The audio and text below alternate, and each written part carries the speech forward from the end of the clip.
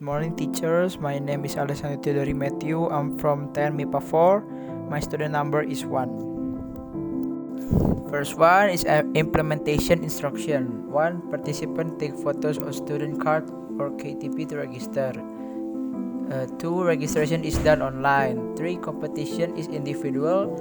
4. The competition is divided into 3 age group. The first is 12, 14, and 17.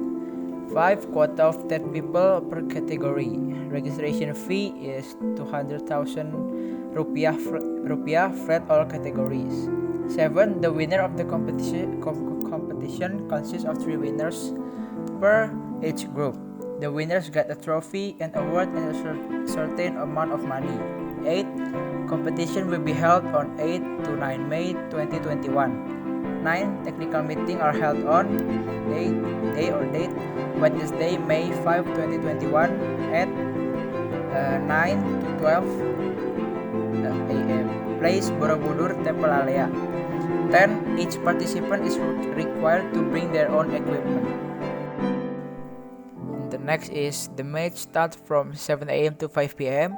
How to register? You can visit Instagram or the website at PSC Borobudur _competition or the Pencaksilat Candi Borobudur competition website, with a registration fee 200,000 per person, including the entrance fee to the venue, Borobudur Temple, and for payment can be made via transfer.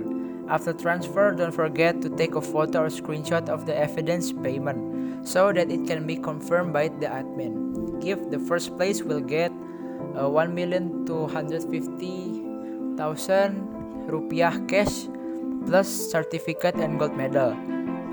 Second place will get 825,000 cash rupiah plus certificate and silver medal. Third place will get 625,000 rupiah cash plus certificate and bronze medal.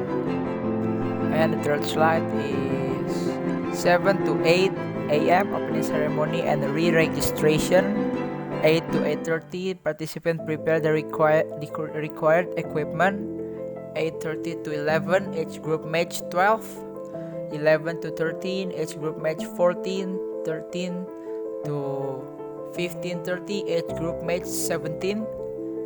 15:30 to 17 announce of the winner of each group. Sri Maharaja Samaratungga, he was a king of the Medang Kingdom from Wangsa Syailendra from 792 to 835. In contrast to his predecessor, Sri Maharaja Samaratungga, who focused on developing religion and culture. In 825, Samaratungga completed the construction of the Borobudur Temple, which became the pride of Indonesia. To strengthen the alliance between the Syailendra dynasty and the previous Sriwijaya rulers, Samaratungga married a daughter from Damarestu named Dewi Tara, who was a king named Prasasti Nalanda from the Somawangsa dynasty. From the marriage between Samaratungga and Dewi Tara, they were blessed with a son. Their name is Balaputra Dewa, and Pramodawardhani, who married Rakai Pikatan, son of Sri Maharaja Rakai Garung, the fifth king of the Medang Kingdom. I choose the Borobudur Temple because this temple is one of the most famous temples in Indonesia.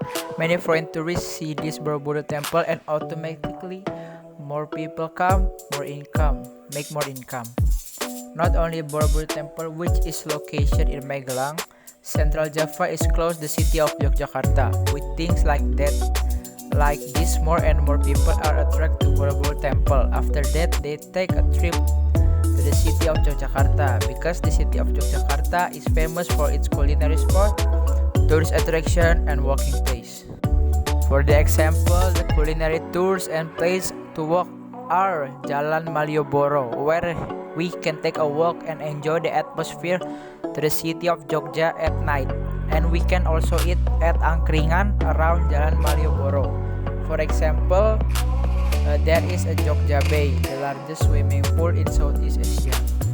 With the existence of this Borobudur Temple, the name of Yogyakarta city became more famous, and from that many tourists will come to Yogyakarta and can increase the country income from the plane tickets to reach the Borobudur Temple Temple. After exploring the Borobudur Temple area, it turns out that there is a hill of Mount Gono that it can be climbed and can provide alternative option when we done visiting Borobudur Temple.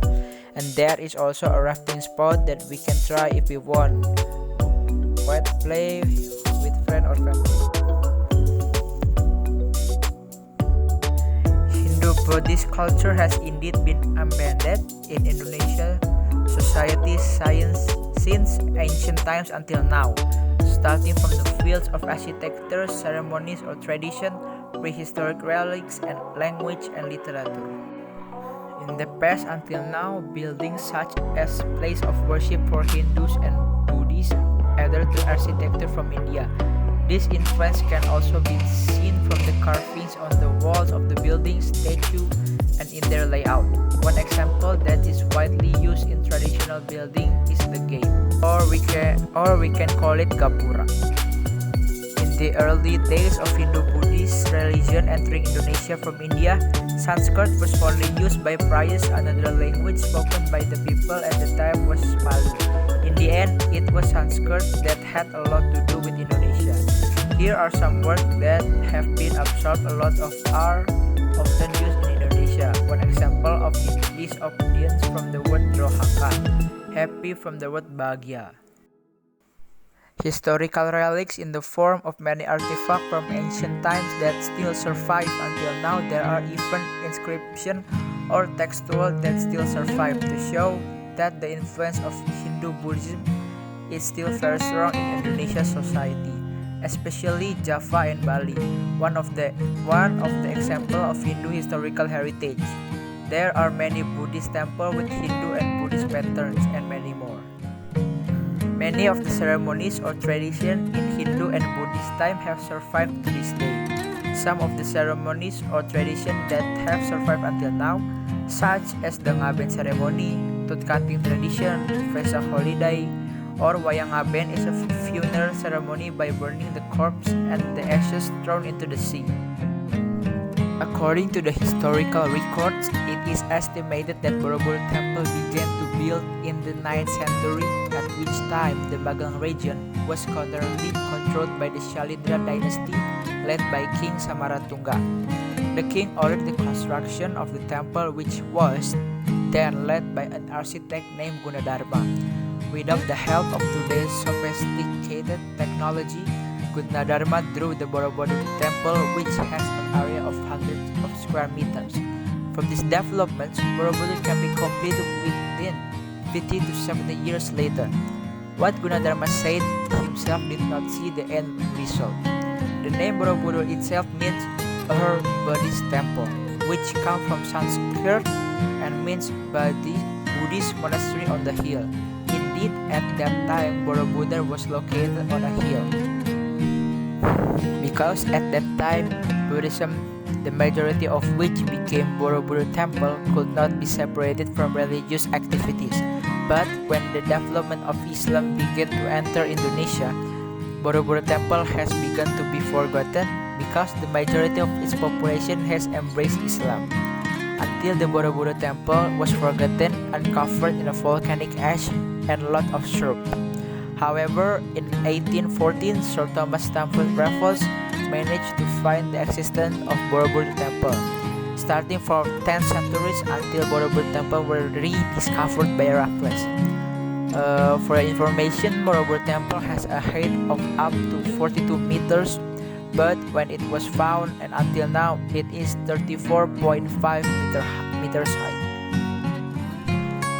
And this is a Borobudur Temple, as you can see in the PowerPoint, and there is isosceles triangle with 60 degree and 45 meter base of the triangle. As you guys see, how to calculation of the slanted side of the temple and calculation of the height of the temple. And that's it. Thank you for your attention, and sorry if there is any wrong word. Thank you.